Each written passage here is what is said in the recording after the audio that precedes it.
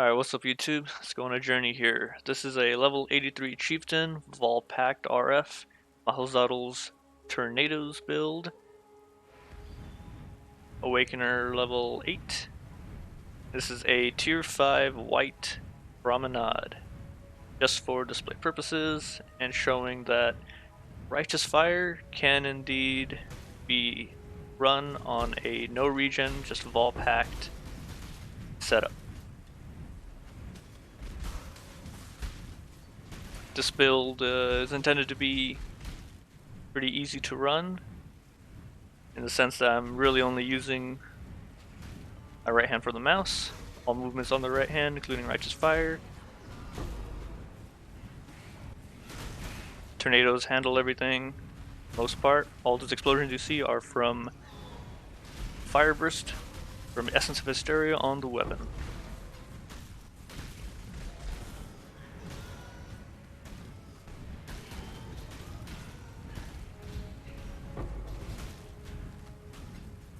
I don't need to loot, so I will try to stop myself from looting.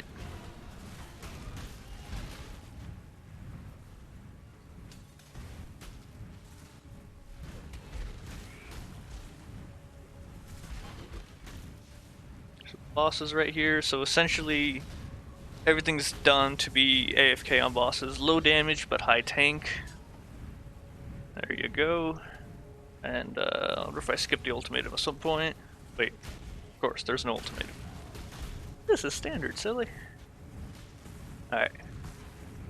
That was a tier 5 display. Over the gear.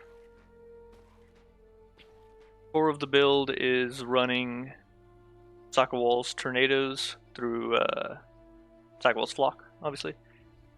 We got increased duration, added fire damage, greater multiple projectiles, and combustion. Slightly different from your usual setup. But it works out really well.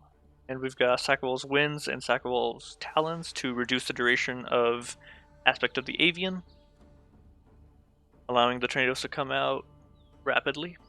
With Purity of Fire connected to Empower so that we can get the maximum amount of maximum fire resistance.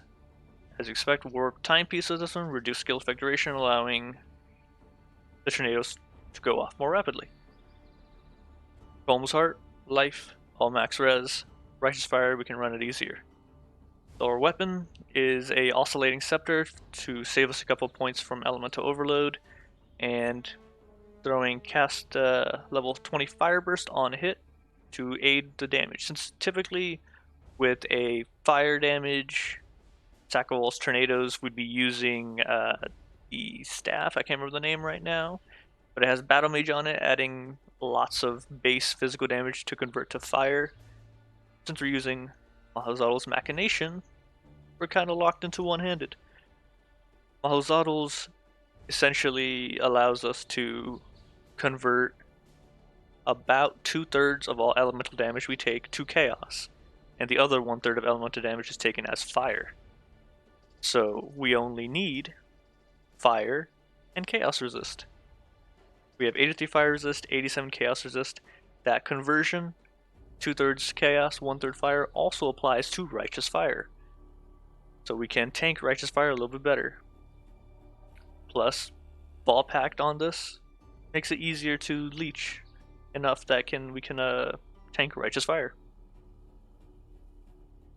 So we essentially grab Chaos Resist Rings, Chaos Resist on the belt, grab as much life as you can, found ability on hit for extra damage, and that's the build right there. With the Dying Sun, extra projectiles, extra AoE. I have a increased duration, cast when damage taken, Immortal Call. If you want a less AFK, more tank, I do believe Ancestral Call, Fortify, Vigilant Strike is a good replacement there, good alternative.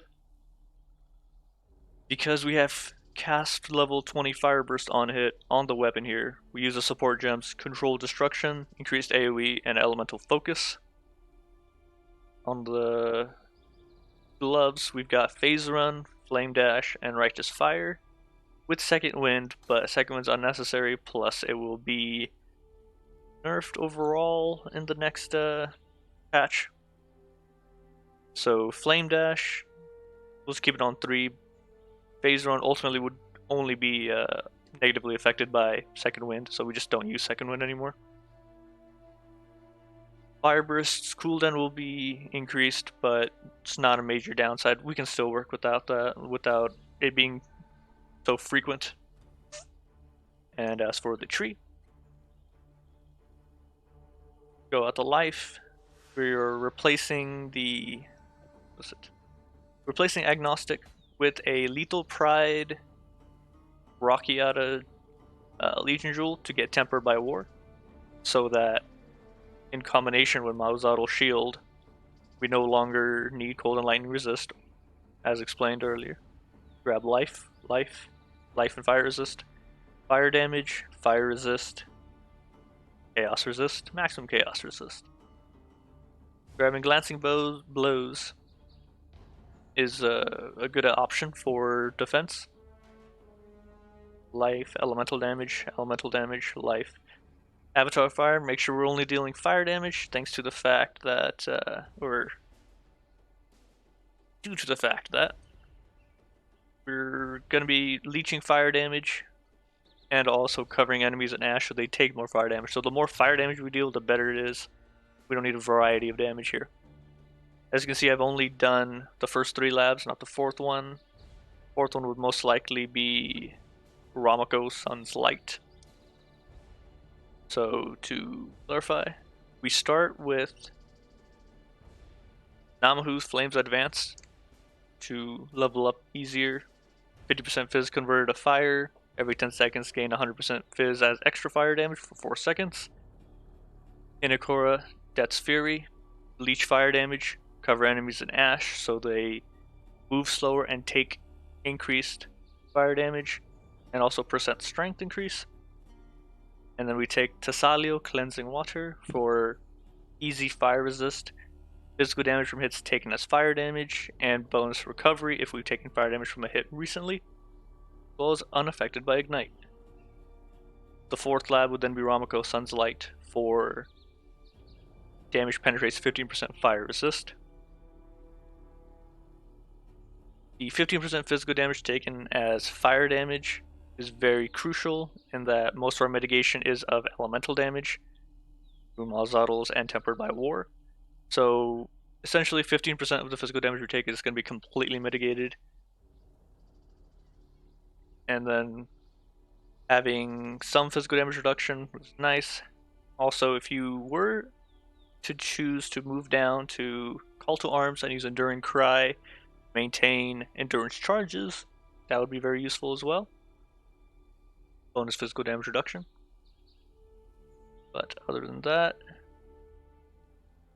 getting elemental damage, spell damage is going to apply to both Fire Burst and the Tornadoes. Chaos resistance again.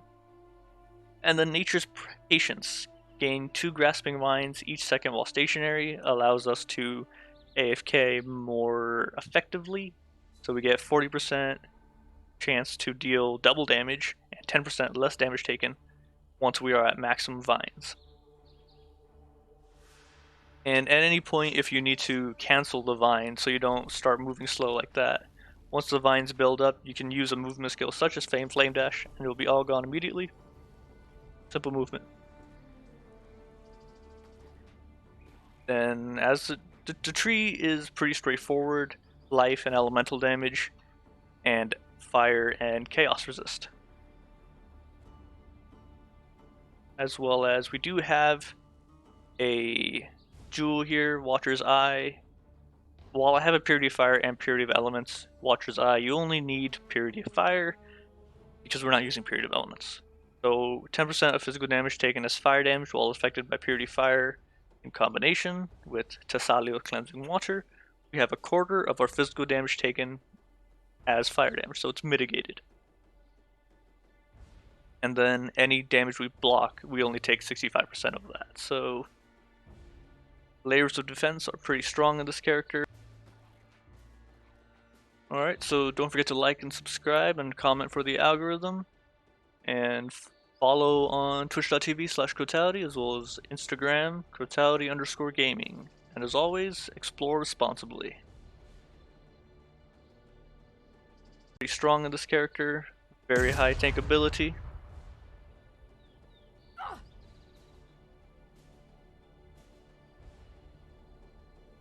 And yeah.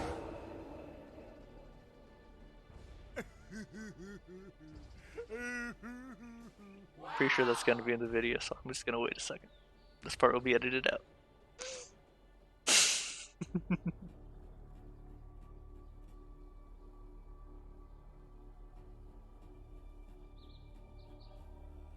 Okay.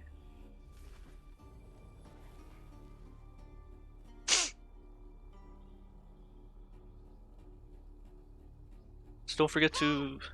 Okay. I literally was about to say something.